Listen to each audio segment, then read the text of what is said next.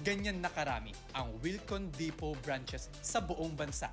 Ang kanilang ika-99th branch, inihandog para sa mga kababayan nating Quezonian. 3, 2, and 1. Let's catch the And it's really a milestone that we need to celebrate because this is close to 100. It's a space that provides opportunity where dreams are built, homes are improved.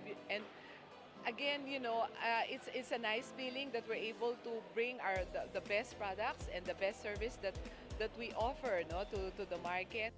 Ang pagbubukas ng Wilcon Depot sa Pagbilao, Quezon ay nagpapatunay ng kanilang pangako sa pag-asenso ng kabuhayan ng mga mamamayan. So this is really an opportunity for us also, not only providing products and services to the province of Quezon or particularly in Pagbilao, but basically also yung nakakatulong tayo sa ekonomiya because we are providing jobs. Todo suporta naman ang mga kababayan nating pagbilawin dahil magbibigay ang Wilcon Depot ng malawak na hanay na mga produkto mula sa mga pinagkakatiwalaang brand tulad sa construction materials, furniture at mga gamit sa ating tahanan.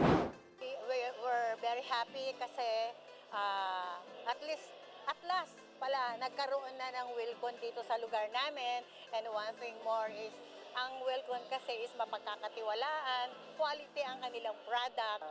Kaming taga Pagbilao hindi na pupunta ng Lucena para bumili ng mga bagay-bagay para sa aming bahay. So para po sa aming mga Pagbilawin, very na po siya, kumbaga accessible na mamili ng mga gamit sa bahay, lalo na yung mga bago pa lang magpapagawa. Tapos kahit existing yung bahay mo, yung ibang decorations na gusto mong idagdag, so medyo malapit na siya.